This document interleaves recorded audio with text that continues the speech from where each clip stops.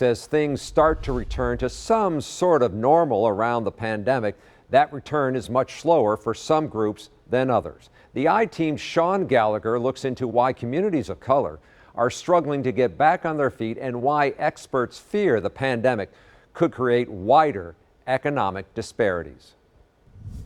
Panic and pandemic sounds a little alike. Valerie Anderson has been out of work since last spring. She's also yet to receive any unemployment from the state while her case is being reviewed. It's very frustrating and it gives you anxiety because every month you're wondering if this is going to be the month that we'll be okay. Stories like hers are all too familiar. Valerie held a service industry job, a sector dominated by minority employees that was devastated by the pandemic.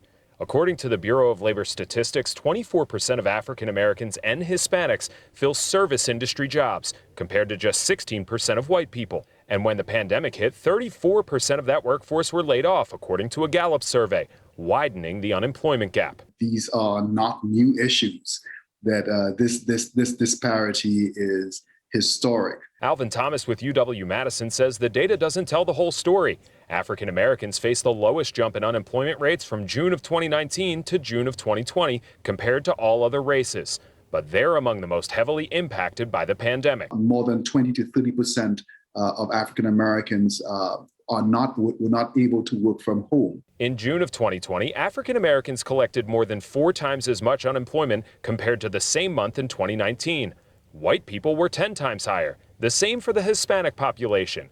And in the Asian American Pacific Islander community, also known as AAPI, it's skyrocketed, over 34 times higher. Something is going on that is significantly impacting the AAPI community differently than the other communities. Macy Herr with the Hmong Chamber of Commerce says the AAPI community suffers from something called the model minority myth. The model minority myth is that, Asians are smart, they're good in science and math, and they're just simply successful. Leaving people to not believe they're suffering because of stereotypes around success. Many of them are holding many of those same positions that our Black and Hispanic brothers and sisters hold.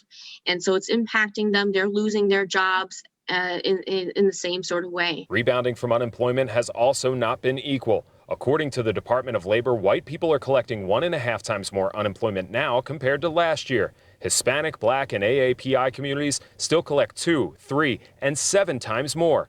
And this could have a lasting impact. They're already in a relatively worse situation right now.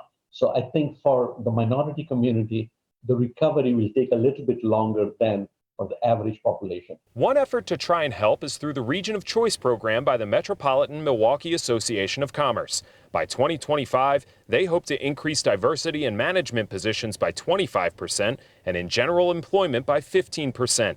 And the pandemic won't slow that down. The goal that we set remains the same and it remains in place. I think what we're doing is doubling down on the efforts that are going to lead us ultimately to meet that metric. Despite positive news about the COVID-19 vaccine, Abdur Chaudhry, an economics professor with Marquette, thinks the snapback will continue to be slow for marginalized communities. My guess is it'll be early 2022 before we see things going back to the pre-pandemic level. It's like starting a race from behind. Systemic issues have forced marginalized communities to play catch-up. It's why we see Black and Hispanic workers only make about 75 cents to every white dollar. But experts fear the pandemic may forever increase that gap. Reporting for the I-Team, I'm Sean Gallagher. All right, Sean, thanks. It's been a long road for unemployment recovery in Wisconsin. We did some digging and found a report by Wallet Hub, which ranks Wisconsin 33rd when it comes to states that have recovered the quickest since the pandemic began.